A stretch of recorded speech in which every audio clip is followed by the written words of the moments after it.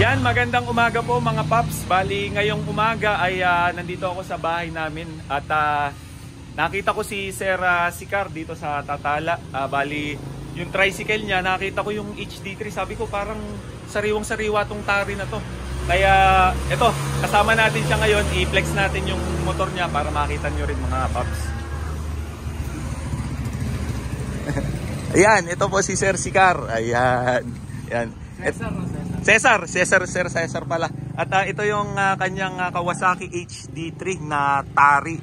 Ayan, kung mapapansin nyo, makikita nyo talaga ang Tari na original pagka ang lagay niya ng dito nung langis ay nasa sa gilid na. Tapos parang katulad na yan ng pambrutos na meron doon na oil na parang bilog na ganun, makikita mo yung level ng oil.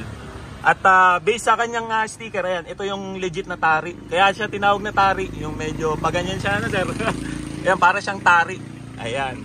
Pati ang side cover niya, ganun ang sticker ng Tari. Bali sir, ano to? 2000 ano ulit? Model? 5.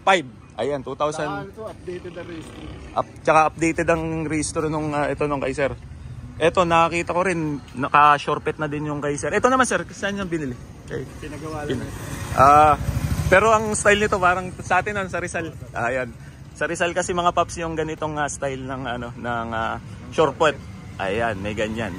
Tapos ito ni-repeat na rin ni sir.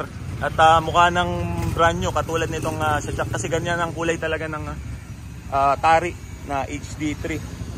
Tapos yung gulong ni sir, ayan, binalik na rin sa ganito yung parang original sir galing sa kasa. Yung guit-guit na ganyan.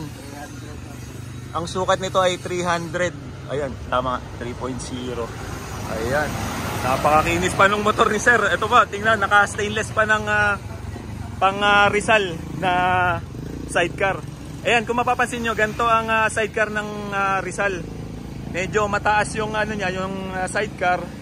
At ang upuan niya, ayan, katulad nito. May 4-seater na rin. Tapos may parilya sa likod na stainless. Ayan. Ay, itong sidecar nyo sir, saan gawa? Cardona. Ayan, tingnan nyo. Talagang solid ang gawa talaga dito sa Cardona.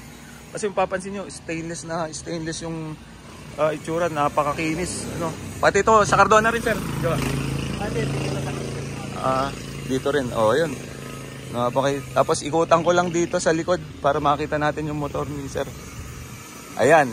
Dito rin natin makikita mga paps yung tunay na Kawasaki. Kasi pagka mga old model, ang nakalagay na lang dito parang serial number na lang sir, serial number na lang ng unang modelo, yung mga 80s 90s. Pag modelo eto KC125.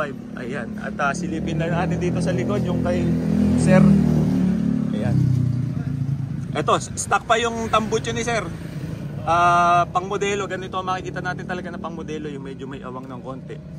Tapos ang pagkakasabi ni sir, stock pa rin tong silencer sir.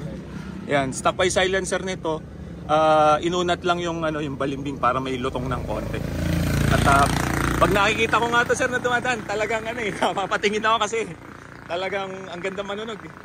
At yun, ilan na lang sila, alam ko dalawa na lang na Tari dito sa 200 member dalawa na lang. Sa 200 member daw, ayan ay dalawa na lang. Kaya ayun. Sige, maraming salamat sir. Sir Sicar, at ayan, babiyahe pa si sir sa Tatala. Sige, thank you po. Okay, salamat sir, thank you.